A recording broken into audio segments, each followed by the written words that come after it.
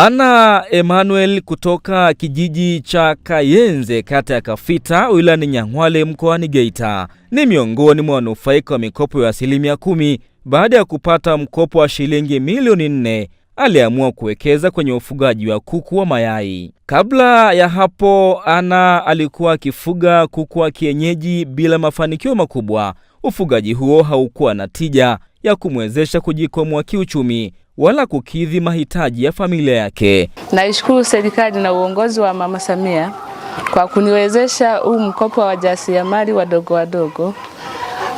Nashukuru sana, maana mpaka sasa nimepanua ufugaji wangu. Nimeweza kupokea mkopo wa milioni 4. Kwa sasa niko naendelea ufugaji wangu, naendelea kukua. Kupitia mkopo huo, Anna alianzisha rasmi ufugaji wa kuku wa kisasa. Leo hii anafuga kuku zaidi ya 200 wanaozalisha zaidi ya tray 3 za mayai kwa siku. Uzalishaji huo umeongeza kipato chake kwa kiasi kikubwa, ukimwezesha kumudu gharama za familia, kuendesha shughuli zake kwa uhakika na hata kuweka akiba kwa ajili ya kupanua mradi wake. Kwa matarajio ya mradi wangu huu, naona utaniletea mafanikio.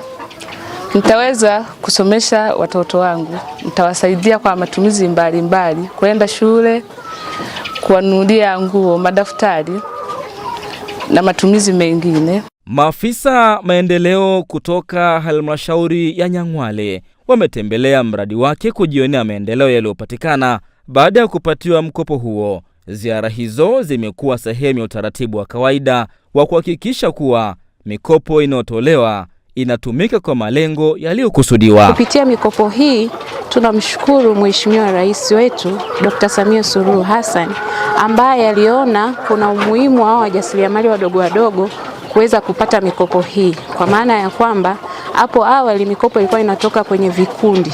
Kwa hiyo akaona kuna umuhimu wa mtu mmoja mmoja kuweza kupata mikopo ambayo inawawezesha kuwainua kiuchumi.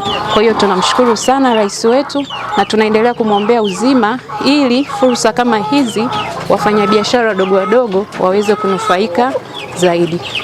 Mbali na Anna, wapo wanawake na vijana wengine wengi walionufaika na mikopo hiyo ya 10%.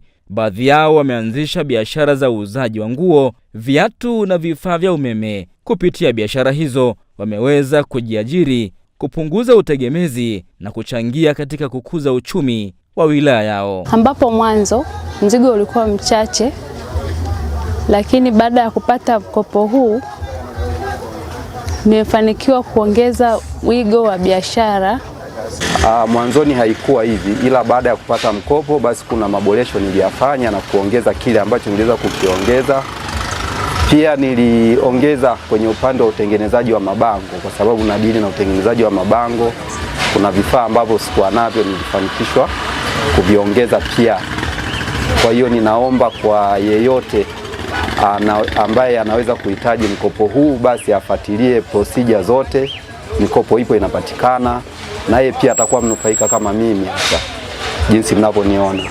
Viongozi wa halmashauri hiyo ambao wamekuwa nguzo muhimu kwa nyakati tofauti wameahidi kuendelea kuwashika mkono watu wote wenye nia au mawazo ya kiuchumi na uzalishaji. Tuendelee kufanya biashara zetu kwa uaminifu mkubwa, tukiakisi matarajio ya Mheshimiwa Rais ya kuona jamii ya watu wa Nyang'hwale na taifa letu la Tanzania inakuwa kiuchumi, inajitegemea kiuchumi. Kutoka Nyang'hwale, mimi ni Mrisho Sadik.